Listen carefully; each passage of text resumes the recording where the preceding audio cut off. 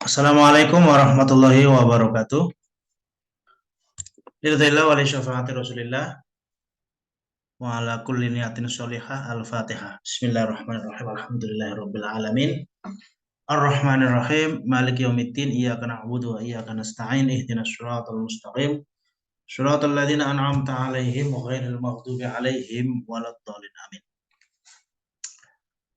Baik, selamat pagi teman-teman semua mahasiswa UNU Yogyakarta, Fakultas Ekonomi, yaitu Prodi Akuntansi dan Prodi Manajemen. Pada pertemuan ini kita akan membahas tentang Tarekat Al-Mu'tabarah Aswaja An-Nahdiyah.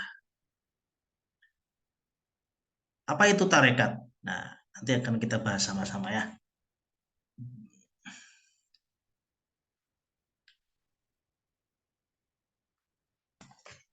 Apa itu tarekat?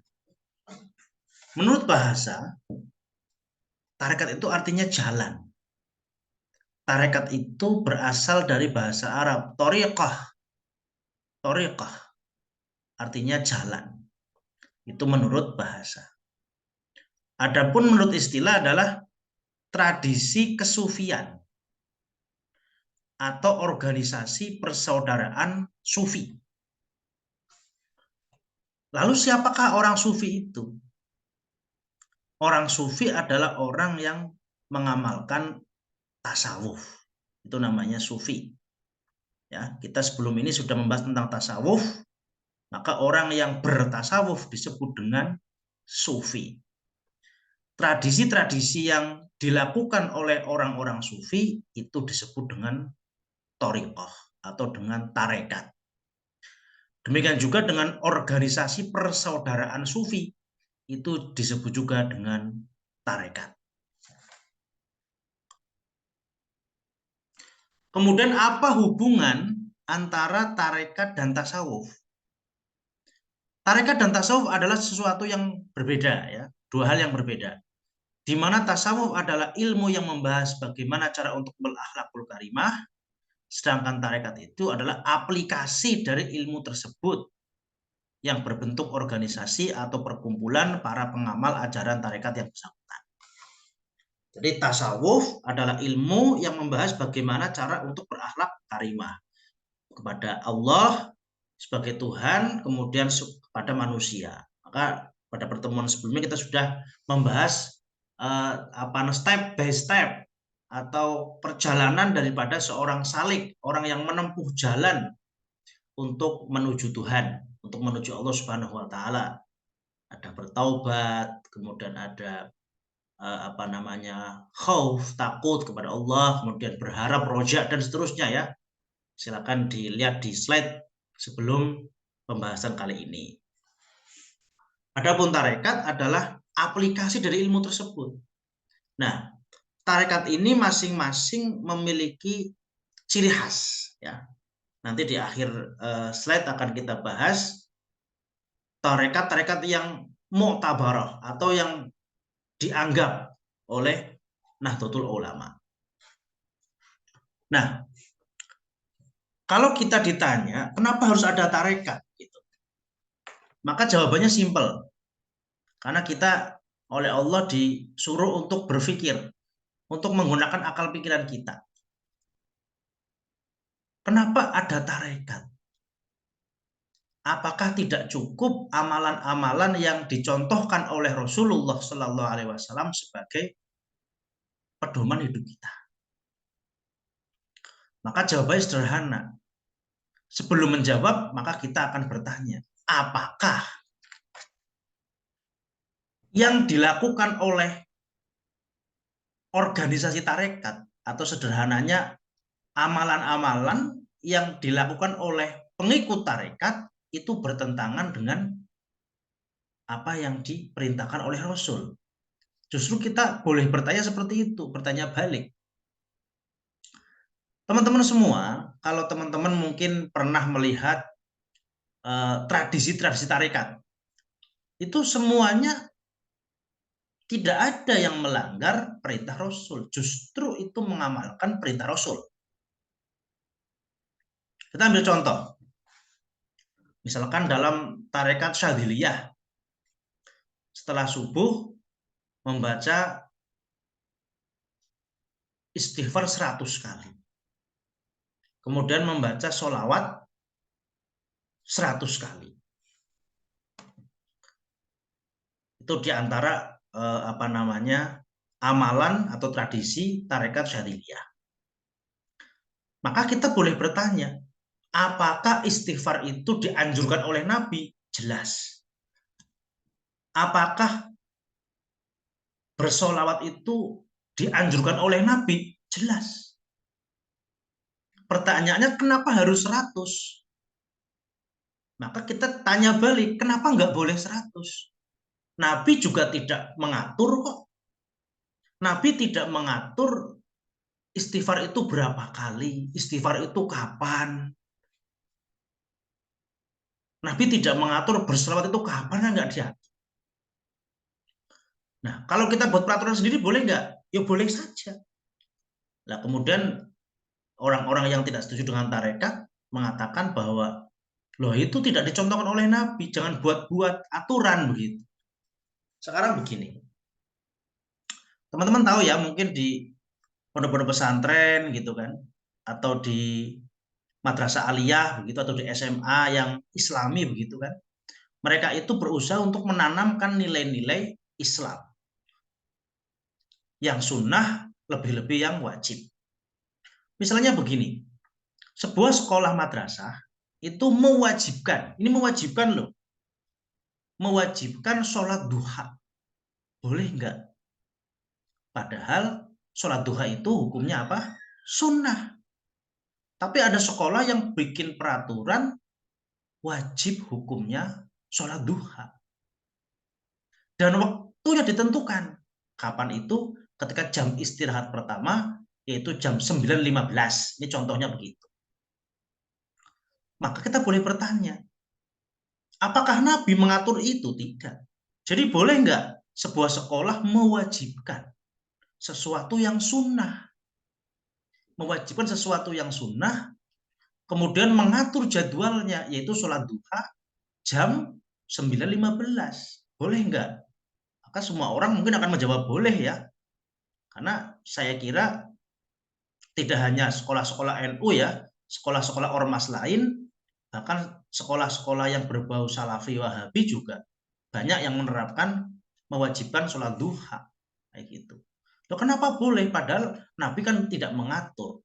Nabi hanya memberikan pemahaman bahwa duha itu sholatnya dilakukan sejak matahari tinggi sak penombak atau setombak sampai waktu zuhur, kan begitu kan. Nah, kita mau milih ya terserah. Mau jam 9.15 atau jam 10, atau mungkin orang yang mau bekerja di kantor dan tidak bisa istirahat, mungkin sebelum bekerja jam 6:30, kalau sudah masuk waktu duha, dia sholat. Jadi bebas kita mau melakukan apa saja. Nah, kemudian kebebasan itu dibuat aturan. Supaya apa? Supaya mudah untuk mengatur siswa. Kan boleh-boleh saja. Bahkan diwajibkan itu ya, kalau dalam sekolah itu.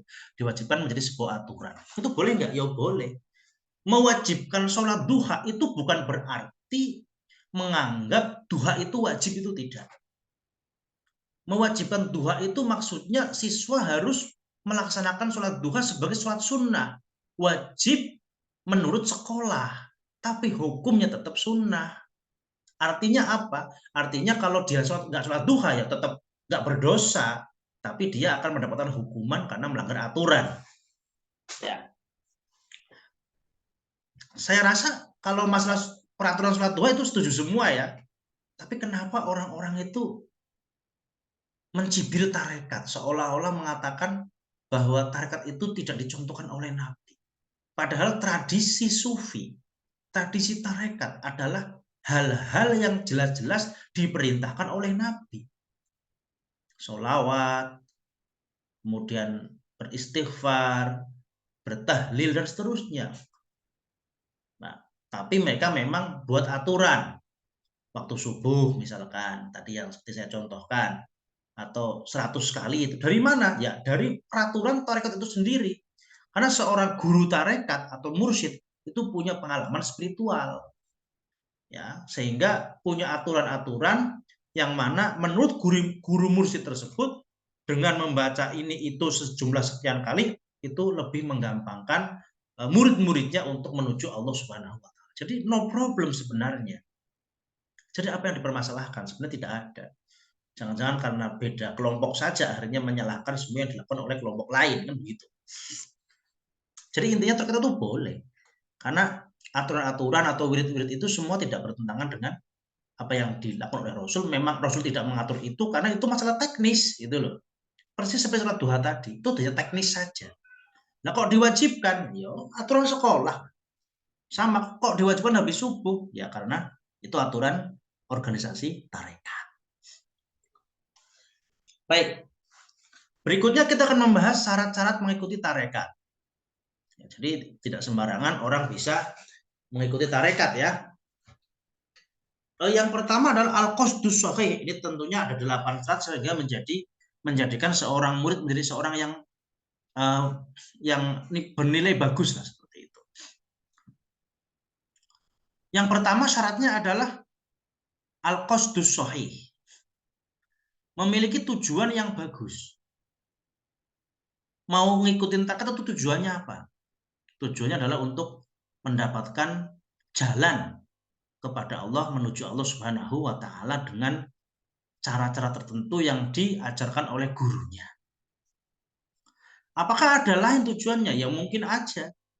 Ya, setan itu kan pinter menggoda manusia dengan segala cara. Barangkali ada orang yang ikut tarekat tujuannya supaya dipuji orang, supaya dekat dengan gurunya sehingga mendapatkan kehormatan. Atau misalkan guru mursyidnya punya gadis cantik atau punya bujang ganteng, ikut tarekat supaya dekat sama anaknya. Kan itu tujuan-tujuan yang tidak benar. Nah, tujuan yang benar dalam tarekat adalah apa? Untuk mendekatkan diri kepada Allah dengan jalan yang diajarkan oleh guru. Yang kedua adalah asidqus saris, yaitu percaya. Seorang murid tarekat harus percaya bahwa gurunya itu memiliki kelebihan. Yang mana kelebihan itu bisa mengantarkan dia ke jalan Allah Subhanahu wa taala. Tidak boleh suudzon kepada guru tarekat itu. Ya, namanya manusia bukan nabi, pasti memiliki kekurangan. Tapi sebagai pengikut tarekat harus percaya bahwa meskipun gurunya punya kekurangan, dia harus percaya bahwa gurunya itu punya kelebihan yang bisa membawa dirinya ke Tuhan atau menuju Allah Subhanahu wa taala. Yang ketiga adalah al-adab al-mardiyah. Adab yang diridhoi, tata krama, akhlak, baik kepada Allah maupun kepada sesama manusia, bahkan kepada makhluk lain. Jadi seorang pengikut tarekat harus menjaga adab kepada Allah. Dia harus rajin sholat, mengerjakan kewajiban-kewajiban agama, melaksanakan kesunahan-kesunahan, juga hablum minan nas, atau berinteraksi dengan baik sesama manusia. Juga tidak merusak alam, karena dia juga harus punya akhlak kepada alam. Ya, memanfaatkan alam boleh, tapi dengan cara-cara yang bijaksana. Yang keempat adalah al-ahwal az-zakiyah. Hal. Ya, pada pertemuan sebelumnya kita sudah dijelaskan tentang ahwal, keadaan daripada seorang sufi begitu. Silakan dilihat kembali tentang al-ahwal. Yang zakiyah, yang murni, yang bersih. Yang kelima adalah hifzul hurmah, menjaga kehormatan. Menjaga kehormatan diri, keluarga maupun sesama. Jadi memang tarekat ini sangat luar biasa baiknya. Karena menjaga hubungan dengan Allah sekaligus menjaga hubungan dengan manusia. Dengan hifzul hurmah, menjaga kehormatan keluarga, diri sendiri, dan seterusnya. Yang keenam ada husnul khidmah, yaitu bagusnya khidmah. Khidmah itu pengabdian. Mengabdi kepada gurunya, mengabdi kepada masyarakat, kepada keluarga.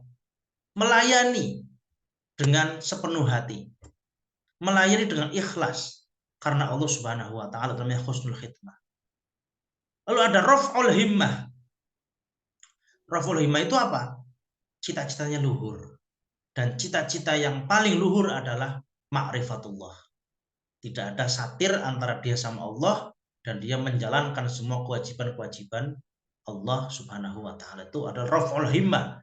Tujuan yang paling utama dalam tarekat adalah raf'ul himmah, yaitu punya cita-cita untuk ma'rifatullah dan sampai kepada Allah, menapaki derajat yang paling tinggi.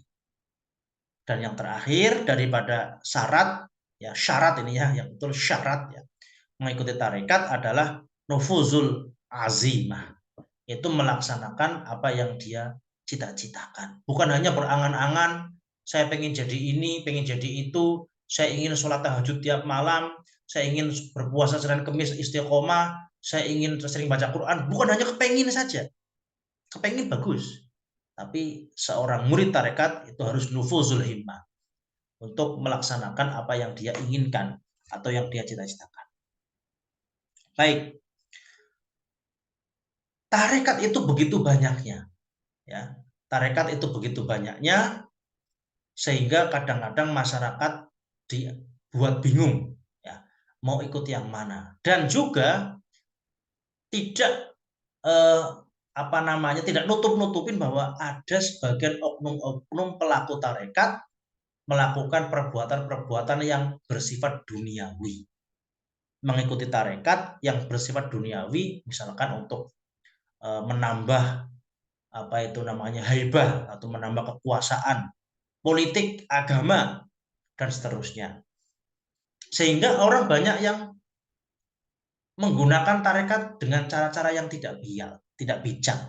Dan banyak pula tarekat-tarekat yang sanadnya tidak mutasil, karena semua tarekat itu bersumber dari Rasulullah Shallallahu Alaihi Wasallam. Semuanya sanadnya mutasil kepada baginda Nabi Muhammad Shallallahu Alaihi Wasallam. Nah, ada tarekat-tarekat yang tidak sampai begitu, tidak sampai kepada Nabi Muhammad Shallallahu Alaihi Wasallam. Maka Nahdlatul Ulama punya badan otonom namanya Jatman atau Jam'iyah Thariqah Mu'tabarah An-Nahdiyah, yang artinya adalah bahwa tarekat-tarekat yang ada di bawah Jatman itu adalah mu'tabarah, sudah dipercaya, ya, dipercaya dan diyakini kebenarannya serta sanadnya mutasil kepada Muhammad SAW. Maka kalau kita mau bertarekat, maka ikutilah tarekat Nahdlatul Ulama yang sudah istilahnya itu sudah diteliti lah kebenaran-kebenarannya, sehingga tidak menjadikan orang tersesat gitu. Nah, sampai saat ini Jatman itu dipimpin oleh Maulana Habib Lutfi bin Yahya, ya. Beliau sangat terkenal. Habib Lutfi itu semuanya tahu lah ya, itu beliau adalah ketua daripada Jatman, ya. Nah, menurut Thariqat Mu'tabarah Aswaja nanti ada 45, ya, ada 45 daftar thariqah yang dianggap mu'tabarah oleh Nahdlatul Ulama. Ada Ahmadiyah, Akbariyah, Alawiyah, bisa dibaca sendiri ya. Di sini semuanya ada 45. Yang terakhir adalah Zainiyah. Mungkin yang terkenal itu, yang sering didengar atau yang banyak pengikutnya banget, itu mungkin ada Naqsabandiyah, ya. Naqsabandiyah, Khalidiyah, ada Qadiriyah, ada Qadiriyah wa Naqsabandiyah, ada Khalwatiyah, ada Idrisiyah, ada Syadiliyah, yaitu mungkin yang paling sering terdengar di telinga kita sebagai thariqat itu. Yang lainnya ada, tapi mungkin tidak sebanyak yang tadi saya sebutkan. Baik, itu yang bisa saya sampaikan pada perkuliahan hari ini. Setelah ini kita diskusikan di media sosial atau di grup, ya. Kita akhiri saja pendahuluan daripada saya. Semoga bermanfaat. Assalamualaikum warahmatullahi wabarakatuh.